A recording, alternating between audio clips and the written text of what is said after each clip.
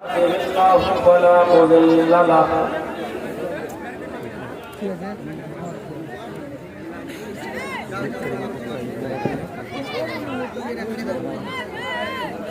ومن يضلله فلا هادي له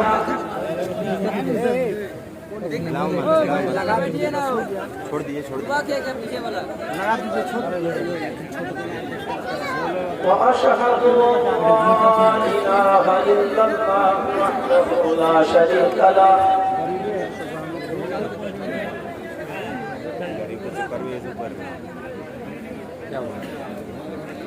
وأشهد أن محمدا عبده ورسوله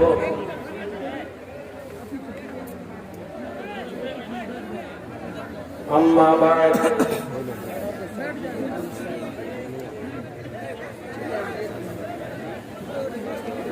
فإن خير الحديث كتاب الله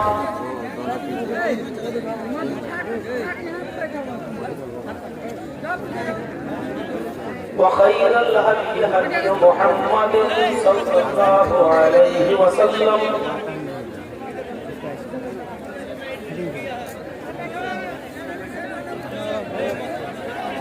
وشر الأمور محدثاتها وكل محدثة بدعة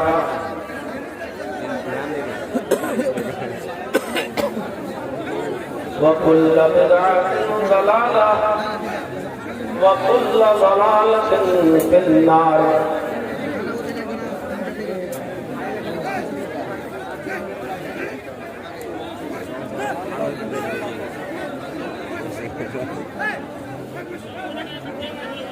أعوذ بالله من الشيطان الرجيم. بسم الله الرحمن الرحيم.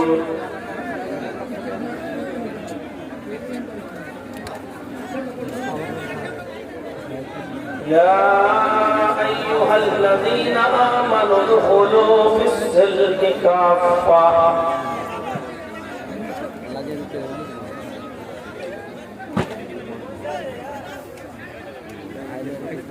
رب اشرح لي صدري ويسر لي امري واحلل عقدة من لساني يفقهوا قولي.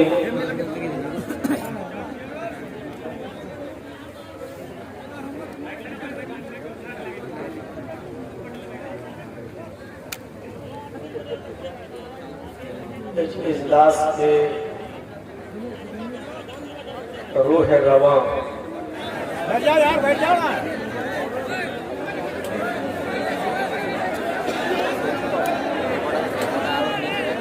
بس خاموش ہو جائیے.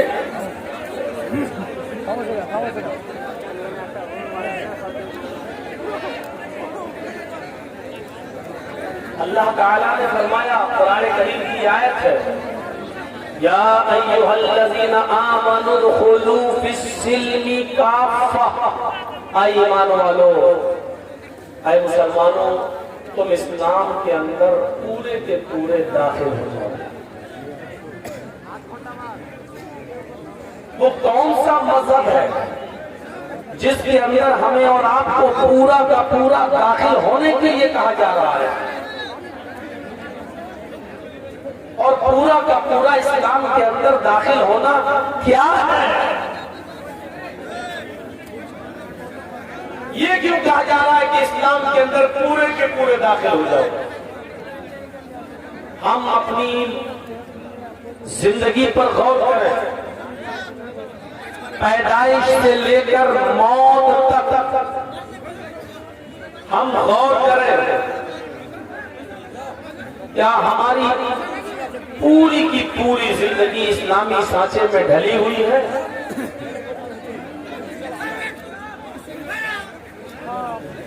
ٹھیک ہے، آپ لوگ جب خاموش ہو جائیں گے تب ہم بولیں. ہلہ کیوں کرتے ہو جی؟ میڈیا والا میڈیا والا پڑھیا نہیں.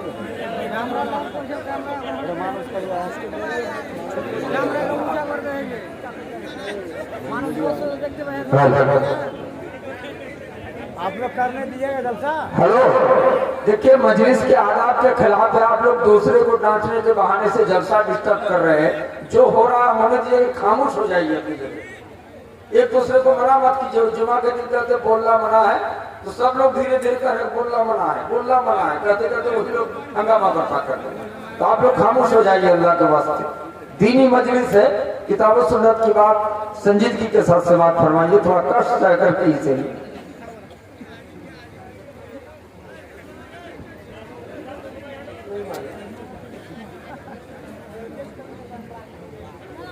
تھوڑا سا صبر کر لیجئے، اتنا بڑا جلسہ کر دیا ہے آپ کے مکھیا جی نے، اتنا بڑا پروگرام اور میدان بھی اچھا خاصا ہے، یہ بھی نہیں کہ آپ کے بیٹھنے کی جگہ نہیں ہے، ماشاءاللہ اس جلسے میں تھوڑی سی بد نظمی کر کے آپ شکایت کا موقع دیں تو اچھی بات تو نہیں ہے، ماشاءاللہ اچھی خاصی بھیڑ ہے، آپ لوگ بھی اچھی خاصی تعداد میں آئے ہیں، کچھ لوگ ہوتے ہیں جلسے کو بگاڑنے والے، آپ ان کی باتوں میں مت آئیے، ان کو بھی صبر کرنا چاہیے۔ تو میں یہ کہہ رہا تھا کہ اسلام کے اندر پورے کے پورے داخل ہونے کا ہو، وہ کون سا اسلام اور یہ کیوں کہا جا رہا ہے؟ پوری زندگی ہم غور کریں، پیدائش سے لے کر موت تک کیا ہماری زندگی میں پورا کا پورا اسلام داخل ہے؟ اسلام سے پہلے کیا جہالت تھی؟ اور انہی جہالت کو ختم کرنے کے لیے اللہ تعالیٰ نے محمد رسول اللہ صلی اللہ علیہ وسلم کو اس دنیا میں بھیجا، لیکن یہ جہالت ہم اسلام نافذ ہو جانے کے بعد مسلمانوں میں بھی دیکھ رہے ہیں۔ آپ تصور کیجئے کتنی جہالت تھی اسلام آنے سے پہلے، اسلام کی آمد سے پہلے، نبی اکرم کے آنے سے پہلے، بلکہ مذہبی کتابیں تو یہ کہتے ہیں، دھارمک پستکیں تو یہ کہتے ہیں کہ جب جہالت عام ہوگی تو اسی جہالت کو ختم کرنے کے لیے آخری نبی آئیں گے۔ ہندو دھرم کی کتابوں میں باقاعدہ شریمد بھاگوت مہان پران کا ایک منتر بھی یہی ہے، اتکلوگت پرائے جنیشو کھردر مڑی دھرم ترائے ستوین بھگوان کرشیت۔ جب ساری انسانیت جانوروں کی طرح ہو جائے گی اور انسان کے اندر انسانیت ختم ہو جائے گی، وہ جانور بن جائے گا، جنیشو کھر گڑ مڑ، ساری جنتا جب جانور ہو جائے گی، انسانیت نام کی اس کے اندر کوئی چیز نہیں ہوگی اور دھرم بھرشٹ ہو جائے گا، تب اس دھرم کو زندہ کرنے کے لیے، اس دھرم کو نئے طور پر استھاپت کرنے کے لیے اللہ تعالیٰ آخری نبی کو بھیجے گا۔ بھگوان اترشیتی، بھگوان اوتار پریشت کرے گا، اوتار بھیجے گا، یعنی اللہ کی طرف سے آخری نبی اس دنیا میں آئے گا۔ آخری نبی کے آنے کا مقصد جہالت کو ختم کرنا ہے، لیکن نبی تو آ کر چلے بھی گئے، 1400 سال ہو گئے، لیکن جہالت آج ہمارے اندر ویسی کی ویسی پائی جاتی ہے۔ عرب کے حالات پر ذرا ایک نظر ڈالیے، کیسے حالات تھے؟ آپ کو معلوم ہے جوا اتنا کھیلا جاتا تھا، زاد المعاد پڑھی علامہ ابن قیم کی، جوا اتنا کھیلا جاتا تھا کہ جوئے میں جب انسان رقم ہار جاتا تھا تو مکان جوئے میں لگا دیا کرتا تھا، اور جب مکان بھی جوئے میں ہار جاتا تھا تو وہ اپنی بیوی جوئے میں لگا دیا کرتا تھا، اور جب وہ بیوی بھی جوئے میں ہار جاتا تھا تو پھر وہ اپنی جوان بیٹی کو جوئے میں لگا دیا کرتا تھا اور اپنی بیٹی تک کو جوئے میں ہار جایا کرتا تھا۔ جوئے کی یہ شکل آج ہمارے سماج میں بھی موجود ہے۔ یہ الگ بات ہے، لوگ مکان تک تو ہار رہے ہیں، رقم ہار رہے ہیں، مکان ہار رہے ہیں، بیوی نہیں لگائی جا رہی ہے، بیٹی نہیں لگائی جا رہی ہے، لیکن جوئے کی شکل آج ہمارے سماج میں موجود ہے۔ شراب اتنی پی جاتی تھی، محمد رسول اللہ کے آنے سے پہلے شراب اتنی پی جاتی تھی کہ وہ لوگ جب کھانے کے دسترخوان پر کھانا کھانے کے لیے بیٹھتے تھے تو کے بجائے شراب کی بوتل، شراب کا مگ، شراب کا جگ، شراب کا لوٹا وہ رکھ لیا کرتے تھے، اور جب کھانا کھاتے کھاتے پانی پینے کی ضرورت پڑتی تو پانی نہیں پیتے، بلکہ منہ کا لقمہ جو حلق تک پہنچا ہوا ہے اس کو شراب پی کر وہ حلق کے نیچے اتارا کرتے تھے۔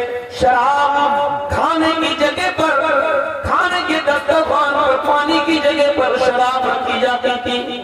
شراب اتنا پیتے تھے کہ شراب پینے پر فخر کیا کرتے تھے۔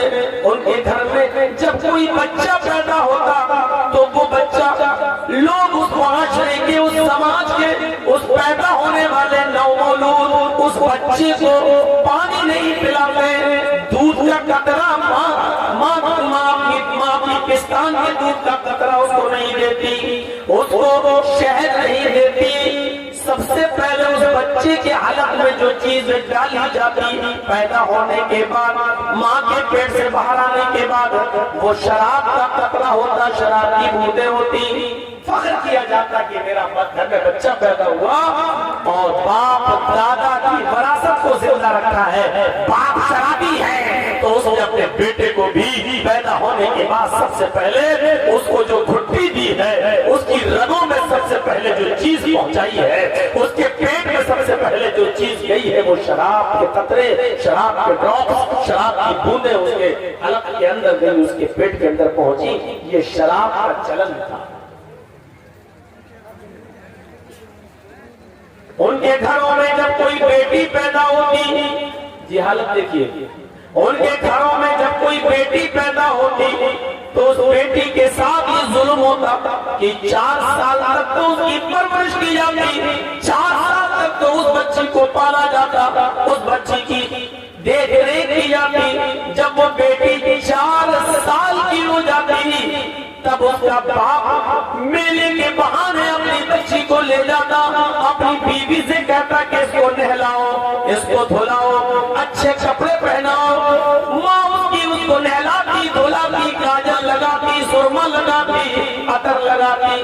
وہ چھوٹی سی 4 سال کی بچی اپنے باپ کے ساتھ میلہ دیکھنے کے لیے جاتی، لیکن اس معصوم بچی کو پتا نہ ہوتا کہ میرا باپ مجھے میلے میں نہیں، مجھے زندگی کے آخری سفر پر لے کر جا رہا ہے۔ جنگل میں لے جاتا، وہاں پہلے سے گڑھا کھدا ہوا رہتا، وہ اپنی بیٹی سے کہتا بیٹی اس گڈھے میں جھانک کر دیکھو تمہیں تمہاری ماں نظر آئے گی۔ وہ بیٹی جب گڈھے میں جھانک کر دیکھتی، وہ بیٹی اپنی ماں کو دیکھنے کے لیے جب گڈھے میں جھانکتی تو پیچھے سے اس کا شقی القلب باپ، پیچھے سے اس کا ظالم باپ اس کو دھکا دے دیتا اور وہ چھوٹی سی 4 سالہ بچی اس گڈھے کے اندر گر جاتی۔ پھر یہ پیچھے زمین سے مٹی اٹھا کر اس گڈھے کو پاٹنے لگتا اور اپنی 4 سال کی بچی کو اسی میں دفن کر دیتا اور آخری سانس تک وہی رکا رہتا۔ جب اس کی آخری چیخیں بند ہو جاتی، جب اس کی بیٹی مر جاتی، تب وہ وہاں سے آتا اور اپنی قوم کے اندر آ کر، اپنے سماج میں آ کر کہتا لوگوں میں نے اپنی بچی کو 4 سال کے بعد دفن کر دیا ہے، میں نے اپنی بچی کو گاڑ دیا ہے، میں نے اپنی بچی کو زندہ دفن کر دیا ہے۔ اس پر گرو کیا جاتا، فخر کے ساتھ کہتا کہ میں نے اپنی بچی کو گاڑ دیا۔ یہ جہالت تھی۔ آج ہمارے سماج میں زندہ کو دفن نہیں کیا جاتا، لیکن ماں کے پیٹ میں اگر لڑکی ہے اور الٹرا ساؤنڈ پر چیک کرا کے معلوم کر لیا کہ پیٹ میں پلنے والی بچی ہے تو باپ اور ماں دونوں مل کر میاں اور بیوی اس بچی کو گرا دیتے ہیں، گربھ ساقط کرا دیتے ہیں، حمل اسقاط کر دیتے ہیں اور اس بچی کو مار ڈالا جاتا ماں کے پیٹ میں۔ وہ زندہ دفن کر دیتے، یہاں ماں کے پیٹ میں ہی مار دیا جاتا ہے۔ بخاری کی حدیث ہے، جو بچے ماں کے پیٹ میں مار دیے جاتے ہیں، 1 دن کا ہو، 2 دن کا ہو، 1 مہینے کا ہو، 2 مہینے کا عمل ہو، جو بچے ماں کے پیٹ میں قتل کر دیے جاتے ہیں، اسقاط کر دیے جاتے ہیں، گرا دیے جاتے ہیں، قیامت کے دن اللہ تعالیٰ اس بچے کو زندگی دے گا، اس کو زبان دے گا، اس کا ہاتھ اس کے پیر اس کو دے گا قیامت کے دن یہ بچہ اپنی ماں کی پستان سے لٹکا ہوا ہے جاء یوم القیامہ ومعلق بین ثدیہا بخاری شریف کی حدیث کے الفاظ ہے اللہ تبارک و تعالی اس بچے کو قیامت کے دن زبان دے گا ہاتھ پیر دے گا بولنے کی طاقت دے گا یہ بچہ اپنے ماں کی پستان سے لٹکا ہوا آئے گا اپنی ماں کا دودھ پی رہا ہوگا اپنے ماں کی پستان سے دودھ کو چوس رہا ہوگا پھر اللہ اس کو اجازت دے گا آئے میرے بندے تجھے کچھ کہنا ہے تو کہہ تجھے کچھ عرض کرنا ہے تو میرے سامنے عرض کر تجھے کچھ بولنا تو بول وہ چھوٹا تھا معصوم بچہ جو دنیا میں ماں کے پیٹ میں مار دیا گیا ماں کی پستان چھوڑے گا زبان چلائے گا چیخ کر کہے گا یقول یا ربی ہذہ امی قتلتنی اللہ یہ میری ماں ہے جس نے دنیا میں مجھے قتل کر دیا تھا اللہ یہ میری ماں ہے جس نے دنیا میں مجھے مار ڈالا تھا اللہ یہ میری ماں ہے جس نے دنیا میں میری جان لے لی تھی اے اللہ یہ دنیا میں میری نہ ہوئی تو آج اس کا مت بن اے اللہ اس نے دنیا میں میری حفاظت نہیں کی آج تو اس کی حفاظت مت کر اے اللہ اس نے دنیا میں مجھے قتل کر دیا تھا تو آج اس کو میری ماں کو جہنم کے اندر ڈال دے اے اللہ میری ماں کو تو جنت میں داخل مت کر یہ چھوٹا سا بچہ جو پیٹ میں مار دیا گیا قتل کر دیا گیا یا یوں کہہ لو کہ جس بچے کو ہم نے گروا دیا یہ بچہ قیامت کے دن اپنی ماں کو جہنم میں لے جائے گا کہے گا ہذہ امی قتلتنی یہ جہالت ہمارے یہاں یہ عرب کے اندر یہ ساری جہالتیں تھیں جب یہ جہالتیں عام ہو گئی تب اللہ نے محمد رسول اللہ صلی اللہ علیہ وسلم کو اس دنیا میں مبعوث فرمایا آپ نے جوئے کو ختم کیا جوئے کی ساری شکلوں کو ختم کیا جوئے کی کئی شکلیں ہوتی ہیں ساری شکلوں کو ختم کر دیا جوئے میچ بد کر ہوتا ہے یہ بھی جوئے کی ایک شکل ہے مثلا 5,000 روپے بدلے اگر تم جیت گئے تو 5,000 ہم دیں گے ہم جیت گئے تو 5,000 تم دو گے یہ جوئے کی ایک شکل ہے اسلام کے اندر یہ حرام ہے کبڈی کھیل رہے ہیں تم جیت گئے تو ہم تمہیں 5,000 دیں گے ہم جیت گئے تو تم ہمیں یہ ٹیم ہمیں 5,000 دے گی یہ جوئے کی ایک شکل ہے جو حرام ہے اور ایک جوئے کی شکل وہ بھی ہے KBC کون بنے گا کروڑ پتی یہ بھی جوئے کی ایک شکل ہے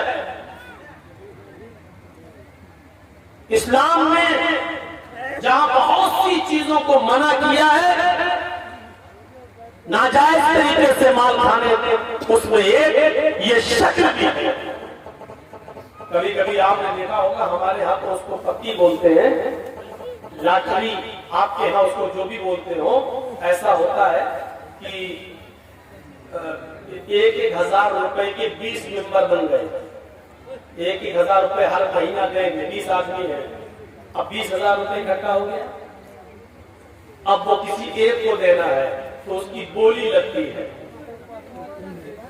تو کوئی کہتا ہے صاحب 16,000 کوئی کہتا ہے 18,000 کوئی کہتا ہے 15,000 یعنی مجھے اتنا دے دو تو جو سب سے زیادہ بولی لگاتا ہے مثلا کسی نے کہہ دیا کہ ہمیں 14 دے دو اور 14 سے نیچے کوئی نہیں آیا تو آپ نے اس کو 14,000 دے دیا اب کتنا بچا آیا 20,000 1,000 سب نے دیا آپ کو ملا کتنا 20 میں 14,000 میں پتی بک گئی وہ رقم بک گئی آپ نے اس کو دے دیا 14,000 اب بچا کتنا 6 وہ 6,000 روپے سارے کینڈیڈیٹ میں برابر بانٹ دیے جاتے ہیں ایسے جو سب سے پہلے خریدتا ہے اس کو 14-15 ہزار ملتے ہیں، اور جو سب سے لاسٹ میں لیتا ہے اس کو پورا 20 ہزار ملتا ہے، لیکن ہر مہینے اس کو پروفٹ ملتی رہتی ہے، جتنے میں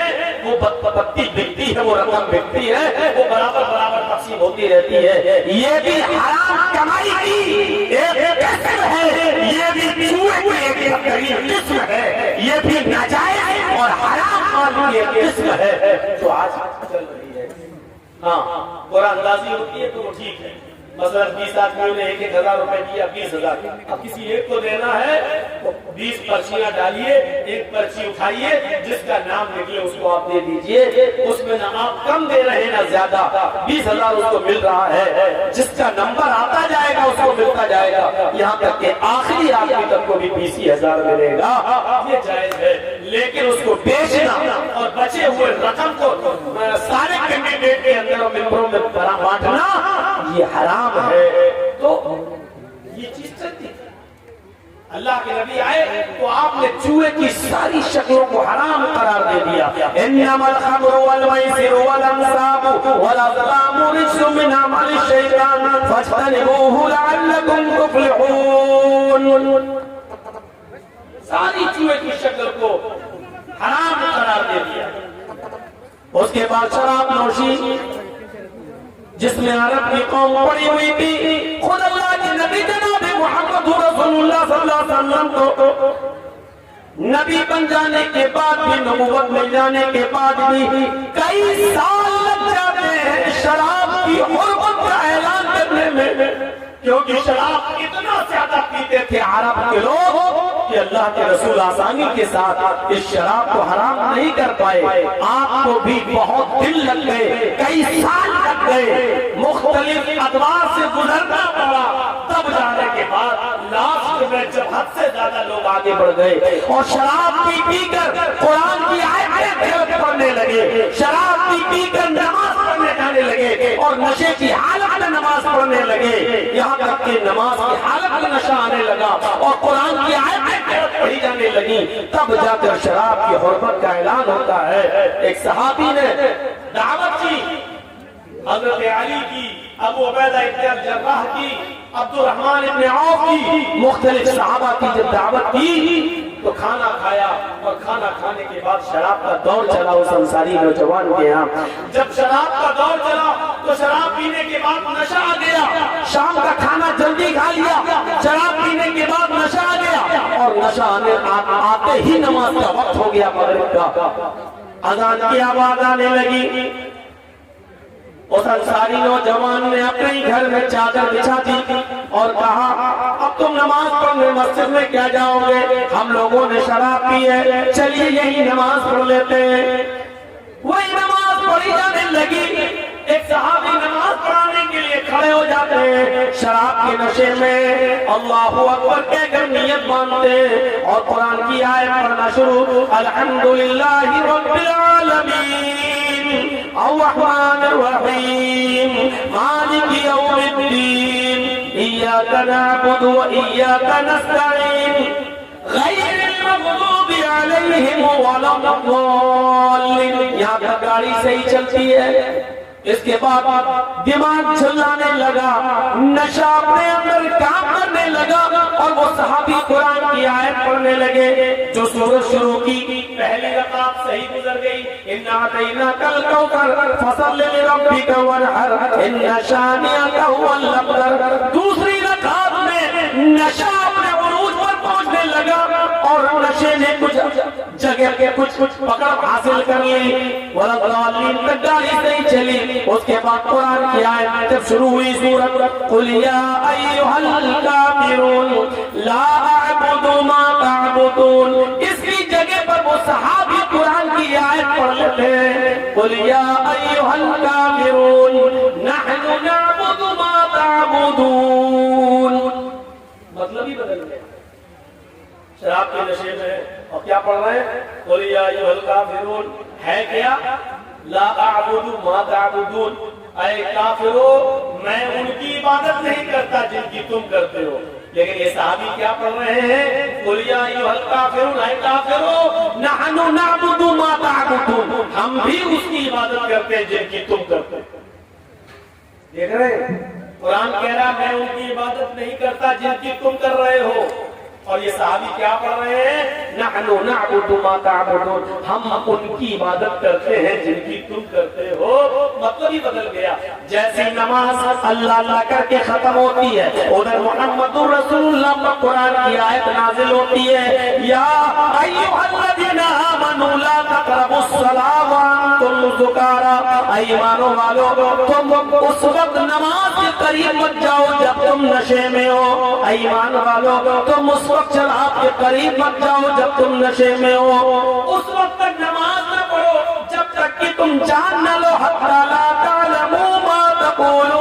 جو تمہارے منہ سے نکل رہا ہے اس کو تم سمجھنے نہ لگو، اس کو تم جاننے نہ لگو. جو تم بول رہے ہو جب تک وہ خود تمہاری سمجھ میں نہ آنے لگے کہ کیا تم کیا بول رہے ہو اس وقت تک نماز کے قریب مت جاؤ. میرے بھائیو جب قرآن کی آیت میں نماز میں غلط کہی جانے لگی اور شراب پی کر لوگ فخر کرنے لگے میں تم سے افضل، میں تم سے اونچا، ارے میں مہاجر ہوں، اللہ کے رسول قریشی میں قریشی، اللہ کے رسول بنو ہاشم میں بنو ہاشم کا، تم انصاری ہو، تم جاہل ہو، تم نیچی قوم کے لوگ ہو. جب آپس میں فخر و غرور ہونے لگا، شراب کے نشے میں ایک دوسرے پر فوقیت دکھانے لگا کہ میں تم سے افضل، میں تم سے افضل، تب قرآن کی آیت نازل ہوتی ہے انما الخمر والمیسر والانصاب والازلام رجس من عمل الشیطان.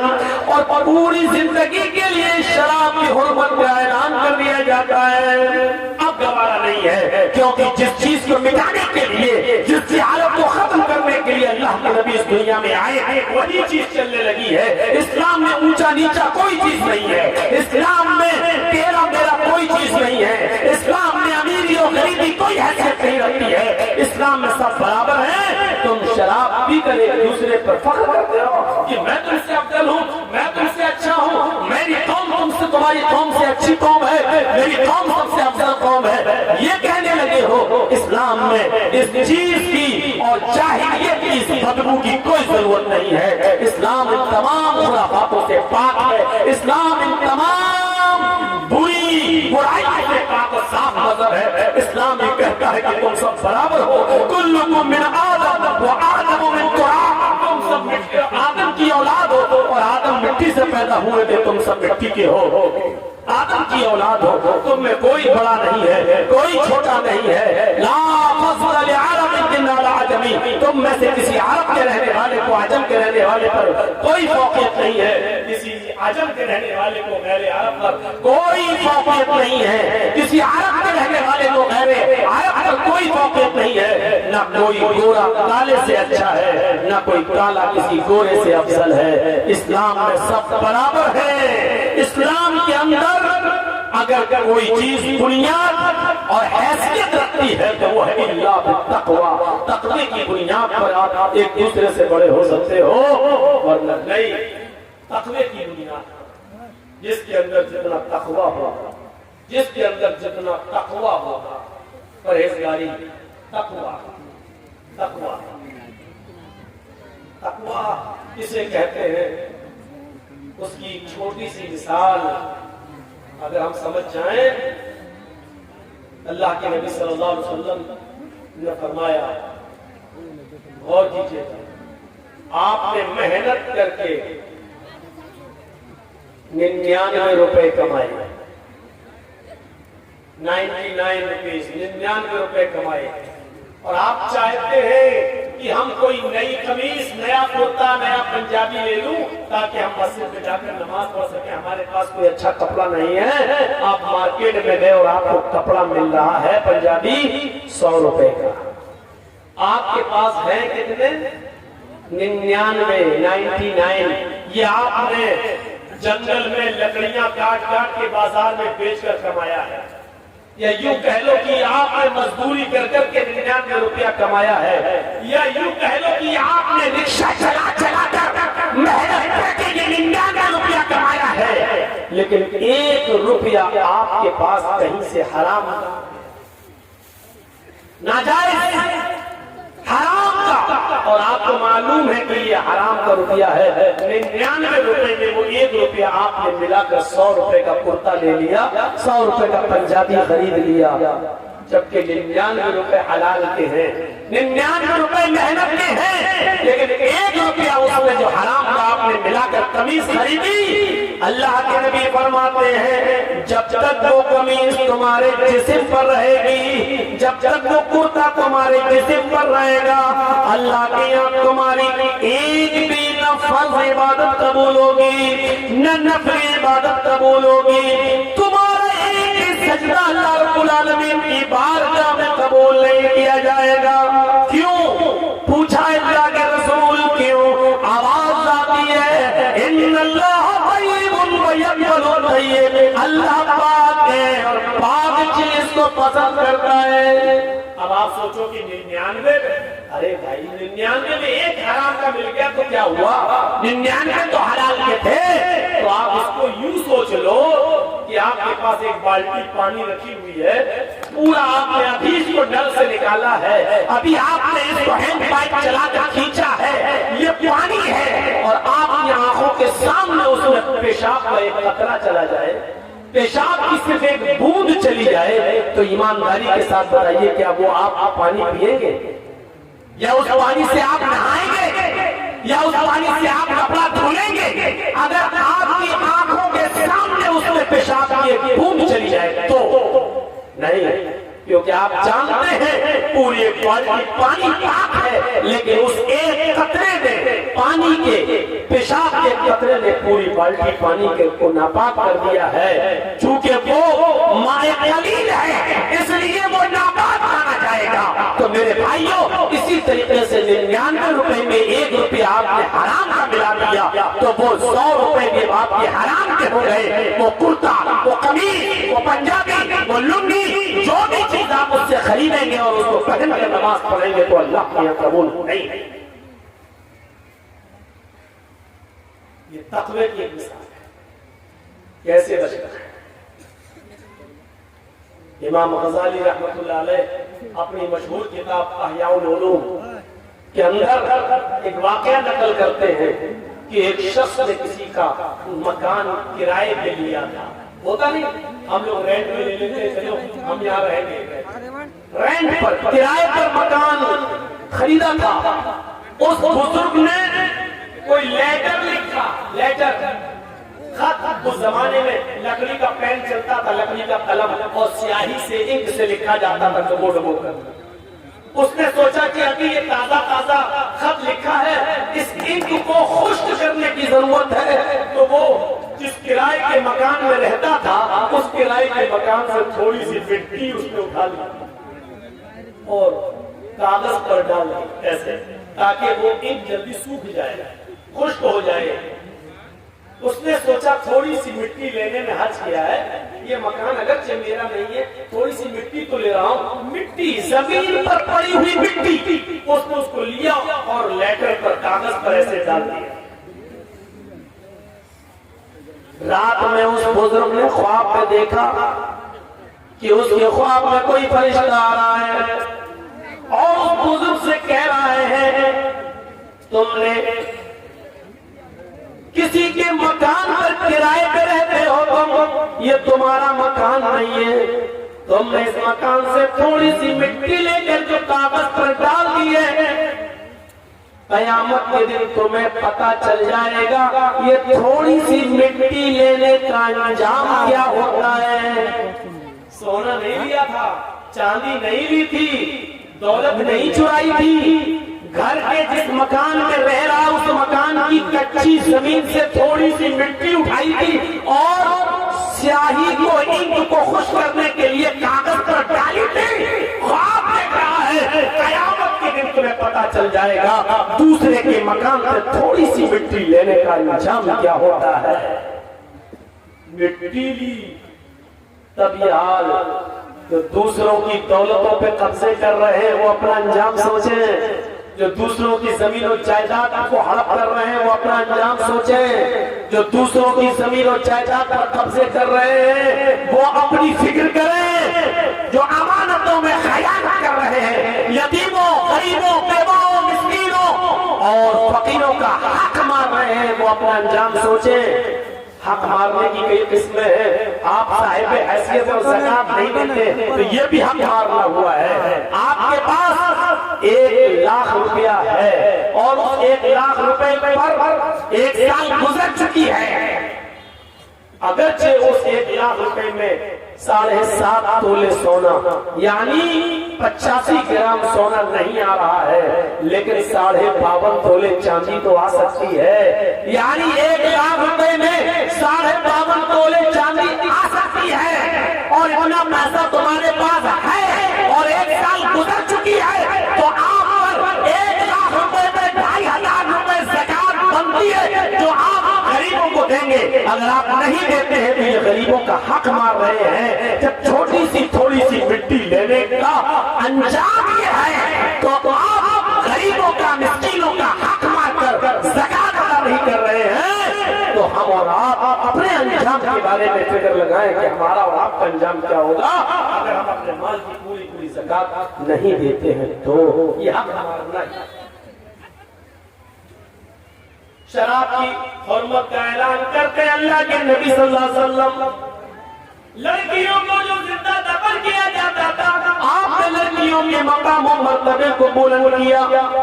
کسی حدیث میں نہیں آتا جو اپنے لڑکوں کو پالے گا پوسے گا پڑھائے گا لکھائے گا اور ان کا نکاح کر دے گا اللہ اس کو جنت میں میرا پڑوسی بنا کر رکھے گا، یہ کہیں نہیں کہا تو اللہ کے نبی نے کیا کہا؟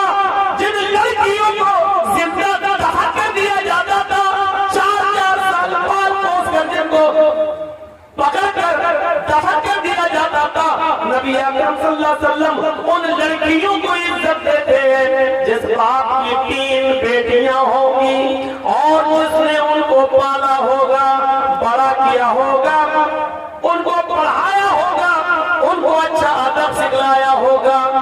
اللہ کے نبی فرماتے یہ 3 بچیاں پھر اس نے جن کی شادی کر دی ہوگی ان بچیوں کا نکاح کر دیا ہوگا، ان کا گھر بسا دیا ہوگا، ان کو دیندار لڑکوں کے نکاح میں دے دیا ہوگا، قیامت کے دن یہ بچیوں کا باپ ان 3 لڑکیوں کی شادی کرانے والا قیامت کے دن میرا پڑوسی بن کر رہے گا۔ پھر آپ نے فرمایا جس کی 2 بیٹیاں ہیں 2 بیٹیوں کو پڑھانے اور لکھانے والا بھی قیامت کے دن میرا پڑوسی بن کر رہے گا۔ پھر ایک صحابیہ اٹھی روتی ہوئی کہنے لگی اے اللہ کے نبی میرے پاس تو 3 بیٹیاں نہیں ہیں 2 بھی نہیں ہے، میرے پاس تو ایک ہی ہے۔ اللہ کے نبی فرماتے ایک بیٹی کو ہی پڑھا لکھا اچھا ادب سکھلا، اس کی شادی کے دن دیندار لڑکے کے ساتھ بالغ ہو جانے کے بعد کر دے، وہ ایک بچی کی پرورش کرنے والا بھی قیامت کے دن میرا پڑوسی بن کر رہے گا۔ میرے بھائیوں جنت کی بشارت لڑکیوں کی پرورش پر اللہ کے نبی صلی اللہ علیہ وسلم دے رہے ہیں۔ یہاں ہم اندازہ لگائیں کہ اللہ کے نام نے لڑکیوں کو کیا عزت دی ہے، کیا عزت۔ ایک عزت اور دیکھ لو، شادی کے موقع پر ہم اور آپ جاتے ہیں باراتی بن کر 300-400 آدمیوں کی بارات لڑکا بھی جاتا ہے، لیکن نکاح سب سے پہلے کس کا ہوتا ہے؟ لڑکی کا۔ لڑکی کی اجازت کے بنا، لڑکی کے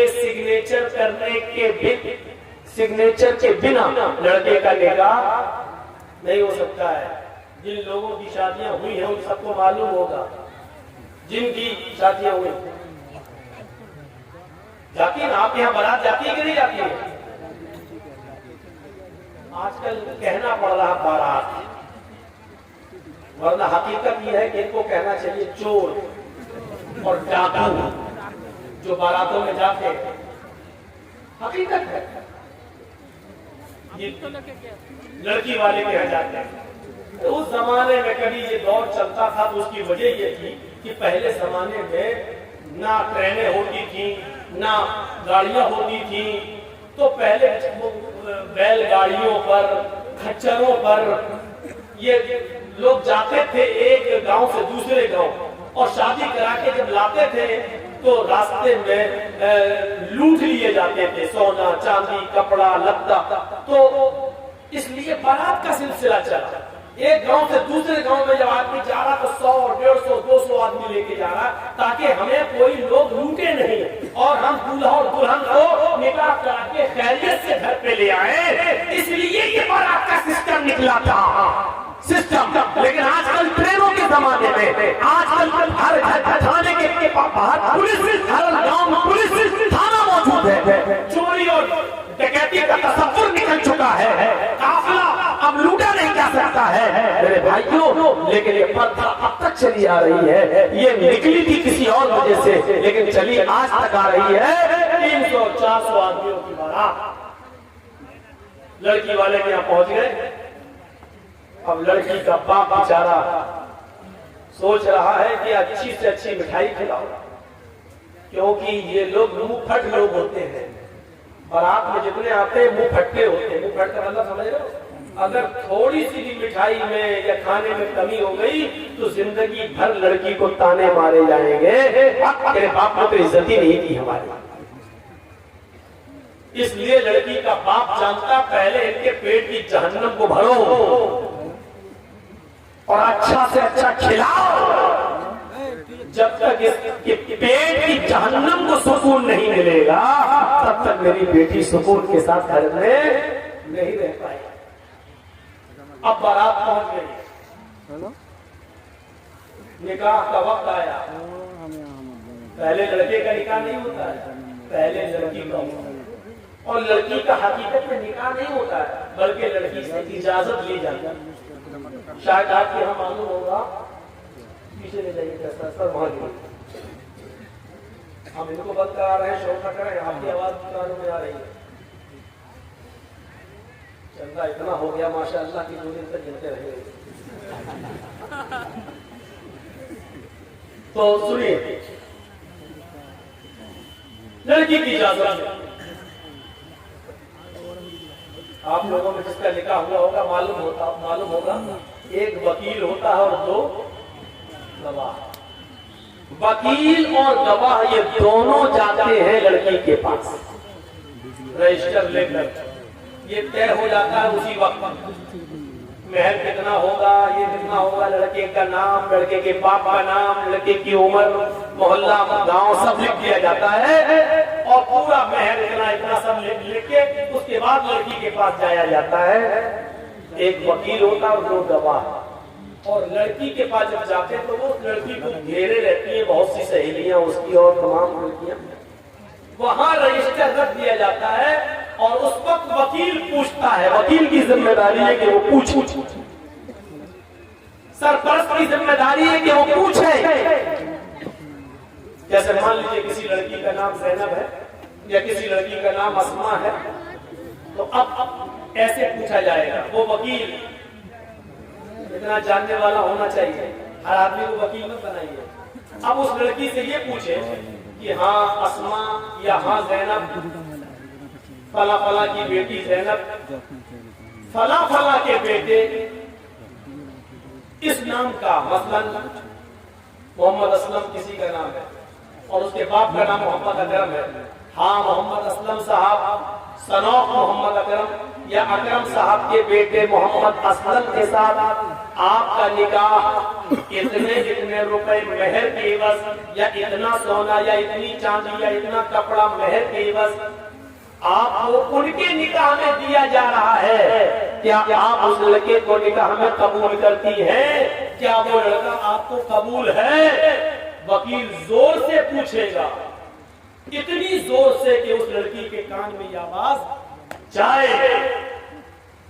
اب 2 طریقے ہیں. ایک چیز کے لیے کہ لڑکی بول دے ہاں مجھے وہ قبول ہے، اور اگر نہیں بولتی ہے، خاموش رہتی ہے تو وہ بھی کافی ہے. اللہ کے نبی نے فرمایا اذنھا سماطھا، اس لڑکی کی خاموشی ہی اس کی اجازت ہے. زبردستی اس سے نہیں کہلوایا جائے گا. وہ جاہل لوگ پہنچ جاتے قبول کیا، اب خاموش. بتاؤ بیٹا قبول کیا؟ بیٹا ہم نے سنا نہیں، بولو قبول کیا. اب وہ شرم کو آئی لڑکی ہے، شرم آ رہی ہے. وہ الگ بات ہے کہ آج کے ماحول میں تو واٹس ایپ پہ خوب بات کرتی تھی، اس دن شرما رہے ہیں۔ یہاں تو رات رات بات چیٹنگ ہوتی رہتی ہے، لیکن اس دن شرما رہی، دکھاوا بھی ہوتا ہے۔ لیکن ہمیں وہ نہیں دیکھنا، ہمیں حدیث دیکھنا ہے۔ تو جاہل لوگ بار بار پوچھیں گے بولو، اور وہاں اس کی سہیلیاں بیٹھی رہتی ہیں، کوڑی مار مار کے کہتی بول بولتے، ہاں کہتے میں نے قبول کیا، بول بول، اور پھر اس سے زبردستی بلوا کر کہتی ہیں، بیچاری کہتی ہے کہ میں نے قبول کیا۔ جہالت کی ساری حدیں وہ دکھا جاتے ہیں، یہ سب سے بڑی جہالت ہے کہ اس کے منہ سے کہلایا جا رہا ہے۔ جب اللہ کے نبی نے کہہ دیا اس کو ہاں سما کو ہاں، اس کی خاموشی اس کی اجازت ہے۔ ایک بار پوچھیے آپ، 3 بار بھی پوچھنے کی ضرورت نہیں۔ سنا نہ ہو تو وہ لڑکی کہے جی کیا کہا آپ نے، تب آپ دوبارہ کہیے۔ جب وہ لڑکی سن چکی ہے آپ کی بات تو دوبارہ آپ کیوں کہہ رہے ہیں؟ 3 بار آپ کیوں کہہ رہے ہیں؟ نہ 2 بار کہنا سنت ہے، نہ 3 بار کہنا سنت ہے۔ زور سے بولنا ضروری ہے۔ آپ پہلی بار اتنی زور سے بولیے کہ لڑکی سن لے۔ ہاں زینب فلاں کی بیٹی، آپ کا نکاح محمد اسلم اکرم صاحب کے بیٹے کے ساتھ 5000 روپے مبلغ مہر علاوہ نان نفقہ آپ کو ان کے نکاح میں دیا جا رہا ہے، کیا آپ اس لڑکے کو قبول کرتی ہیں؟ اتنی زور سے آپ بول دیجئے پہلی بار، شرم سے اس کا سر نیچے جھک جائے گا۔ اس کی خاموشی اس کی اجازت ہے، اگر وہ خاموش ہے تو سمجھ لو کہ اس نے اجازت دے دی۔ رجسٹر آگے بڑھا دیجئے، اس سے سائن کرا دیجئے اور لے کے چلے آئیے اور کہیے کہ لڑکی نے سائن کر دی ہے، لڑکی نے اجازت دے دی ہے، اس کے منہ سے قبول ہے کا لفظ زبردستی مت کہنا۔ یہ اس عورت کے لیے ہے جو شادی شدہ ہو اور جس کی طلاق ہو چکی ہو، اس کو آپ دوبارہ نکاح اس کا ہو رہا، اس کو بولنا پڑے گا، کیونکہ اب اس کے اندر سے شرم نکل چکی ہے، اب وہ دوسری شادی کر رہی ہے، اس لیے اس کو بولنا پڑے گا۔ یا جس کا شوہر انتقال کر گیا عدت گزار کے وہ دوسری شادی کر رہی ہے تو اس وقت اس کو بولنا پڑے گا ہاں ہاں مجھے فلاں آدمی قبول ہے۔ لیکن کنواری لڑکی جس کی شادی نہیں ہوئی ہے اس کی خاموشی ہی اس کی اجازت ہے، اور بس رجسٹر لے کے آئیے اور پھر لڑکے کا نکاح آپ پڑھائیں، لڑکے کا نکاح ہوگا، لڑکی کی اجازت ہو جائے گی۔ اور یاد رکھنا، دنیا کا کتنا ہی امیر باپ ہو، کتنا ہی بڑا مولوی ہو، کتنا ہی بڑا سرپنچ و چودھری ہو، اگر اس نے اپنی بیٹی کی مرضی کے خلاف اس کی شادی کسی دوسری جگہ کر دی تو اس شادی کا کوئی اعتبار نہیں ہے شریعت۔ مثلا ہم جہاں کرنا چاہ رہے ہیں شادی، میری بیٹی وہاں تیار نہیں ہے، میری بیٹی جہاں شادی کرنا چاہ رہی ہے وہاں ہم نہیں چاہتے کہ وہ شادی کرے، ہم نے اپنی پسند کا لڑکا لا کر اس کا نکاح کرا دیا اور بیٹی مجبور ہو کر اس کے ساتھ نکاح کرتی ہے، لیکن وہ قاضی سے یہ کہتی ہے، قاضی صاحب نکاح پڑھانے والے سے کہتی ہے مولانا صاحب یہ نکاح میری مرضی کے خلاف میرے باپ نے جو لڑکا لا کر رکھ دیا ہے یہ دل سے مجھے پسند نہیں ہے، قاضی صاحب نکاح نہیں پڑھائیں گے، اور اگر پڑھا دیتے ہیں تو اس کے نکاح کی کوئی حیثیت نہیں ہے۔ ایک صحابی اللہ کے نبی کے پاس آئی اور کہتی اللہ کے رسول میرے باپ نے میرا نکاح ایسی جگہ کر دیا ہے جو لڑکا مجھے پسند نہیں ہے۔ اللہ کے رسول نے نکاح ہو جانے کے بعد بھی اس لڑکی سے کہا اگر وہ تمہیں پسند نہیں اور اس کے باوجود تمہارے باپ نے تمہاری شادی کر دی ہے تو تجھے اختیار ہے، تو چاہے تو لڑکے کے ساتھ رہے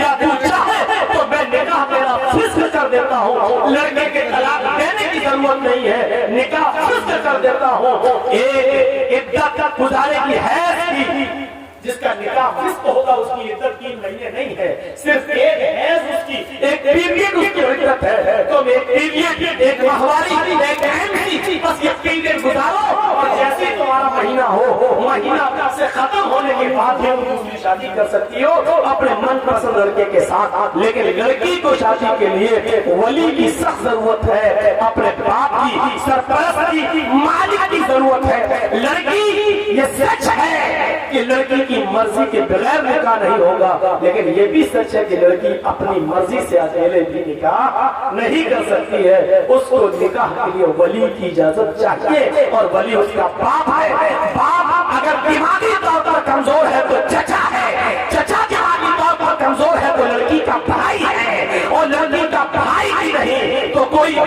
جو اس کا رشتہ دار قریبی ہوگا اس کی اجازت چاہیے۔ لیکن لڑکی کا کوئی نہ ہو تو پھر قاضی خود ولی بن سکتا ہے، جیسے مولانا جرجیس اگر کسی کا نکاح پڑھا رہے ہیں، لڑکی کا باپ بھی نہیں ہے، لڑکی کا بھائی بھی نہیں ہے، لڑکی کا چچا بھی نہیں ہے، تو پھر مولانا جرجیس خود قاضی خود ولی بن سکتے ہیں اور اس لڑکی کا ولی بن کر نکاح کرا سکتے ہیں، قاضی ولی بن سکتا ہے۔ لیکن کوئی دوسرے گاؤں کی لڑکی اپنے باپ کا گھر چھوڑ کر بھاگ کر آپ کے گاؤں میں رتنی میں آ جائے تو رتنی کا رہنے والا کوئی بڈھا اس لڑکی کا باپ نہیں بن سکتا ہے۔ ہوتا ہے ایسا، سمجھ رہے ہیں نا؟ کسی دوسرے گاؤں کی کوئی لڑکی بھاگ کے رتنی میں آ گئی، رتنی کے لڑکے کے ساتھ شادی کرنا چاہتی ہے، اب اس کے باپ نے کہہ دیا کہ بھاگ کے گئی ہے، میرے گھر میں اگر قدم رکھے گی تو ہم ٹانگیں کاٹ دیں گے تیرے، مرتے دم تک اس سے رشتہ ختم۔ اب وہ لڑکی وہاں نہیں جانا چاہ رہی ہے، یہاں ایک بڈھا اٹھتا ہے، حاجی ہے صاحب، پان منہ میں کھاتے ہیں، سعودیہ کا رومال ڈالے ہیں، بیٹا کوئی بات نہیں، میں تمہارا باپ بن جاتا ہوں، تیرے باپ بن جانے سے رشتہ جائز نہیں ہو جائے گا۔ وہ لڑکی باپ بنائی ہے، نہ کسی کے باپ کے بن جانے سے، نہ حاجی اور نمازی کوئی مولوی بھی اس کا باپ نہیں بن سکتا ہے۔ منہ بولے باپ کی کوئی حیثیت نہیں ہے شریعت کے اندر۔ کل یہ لڑکی اگر حج کرنے جاتی ہے تو منہ بولے باپ کے ساتھ نہیں جا سکتی ہے، منہ بولے بھائی کے ساتھ نہیں جا سکتی ہے، شریعت نے یہ اجازت نہیں دی جو چاہے اس کا باپ بن جائے، پھر تو کورٹ میرج بھی اسلام میں جائز ہو جائے گی۔ جبکہ ہمارا سب کا اجتماعی فتویٰ ہے، دیوبندی، بریلوی، یہاں تک کہ شیعہ بھی، یہاں تک کہ اہل حدیث بھی، سب کا اجتماعی فیصلہ ہے اور اجتماعی فتویٰ ہے کہ کورٹ میرج ماں باپ کی اجازت کے بغیر جو لڑکے اور لڑکیاں کورٹ میں کر رہے ہیں، اسلام کے اندر، شریعت کے اندر اس کورٹ میرج کی کوئی حیثیت نہیں ہے، یہ جائز نہیں ہے۔ کورٹ میرج کے باوجود لڑکا اور لڑکی زنا کاری کریں گے، حرام کاری کریں گے، ان سے جتنی اولاد پیدا ہوگی سب حرامی اور ناجائز اولادیں مانی جائیں گی۔ میرے پیارے ساتھیوں، شریعت کے اندر ولی چاہیے، ولی، لڑکی ولی۔ تو اتنی عزت دی اسلام نے عورت کو کہ عورت اپنی مرضی سے پہلے لڑکی کا نکاح ہوگا، اجازت دی جائے گی، اس کے بعد لڑکے کا نکاح ہوگا۔ اگر شادی کے دن ہی لڑکی منع کر دے کہ ہم نہیں کریں گے، لوٹاؤ ان چوروں کو، بھگاؤ بھگاؤ ان ڈاکوؤں کو، یہ لوٹنے آئے، نہیں کریں گے۔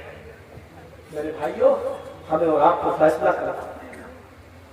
تو اتنی جہالت تھی عرب کے اندر، لیکن اسلام نے اتنی عزت بخشی ہے، اور جہاں لڑکیوں کو زندہ دفن کر دیا جاتا ہے۔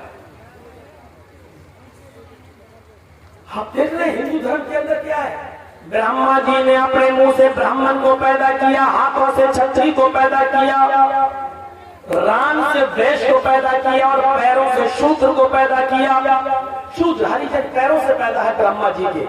آگے لکھا ہے کہ اگر کوئی برہمن کسی شودر کی لڑکی پر غلط نظر ڈال دے، اگر کسی برہمن کو کسی شودر کی لڑکی پسند آ جائے تو شودر کو چاہیے کہ اپنی بیٹی اس برہمن لڑکے کو دے دے، لیکن اگر کسی شودر کو کسی برہمن کی لڑکی پسند آ جائے، اگر کسی شودر کو کسی برہمن کی بیٹی پسند آ جائے تو راجا کو چاہیے کہ اس شودر کو پکڑ کر اس کی دونوں آنکھیں پھوڑ دے، ان جن آنکھوں سے اس نے برہمن کی بیٹی کو دیکھا اس کی آنکھیں پھوڑ دے۔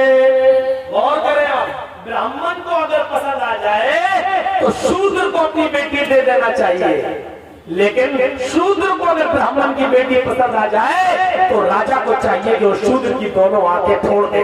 یہ عزت ہے عورت کی ہندو دھرم میں۔ دیکھ لیجیے آپ، اور اسلام اس کے برعکس کیا کہتا ہے کہ لڑکی کی اجازت کے بغیر تم نکاح نہیں کر سکتے ہو۔ آپ نے دیکھا ہے عورت کا مقام اسلام کے اندر کیا ہے، اور مزید دیکھنا چاہتے ہو تو آؤ میں تمہیں دکھاؤں ایک عورت کو کیا سمان دیا ہے۔ کبھی حج کرنے گئے ہو؟ نہیں، اللہ تعالی ہم سب کو توفیق دے حج کرنے کی۔ اللہ رب العالمین اس مقدس مقام پر ہم سب کو پہنچائے۔ جب آپ جائیں گے یا جو لوگ گئے ہیں ان سے پوچھیے، آپ پہلے عمرہ کریں گے، اور عمرہ جب آپ کریں گے تو جاتے ہی آپ احرام کی حالت میں پہلے خانہ کعبہ کا طواف کریں گے۔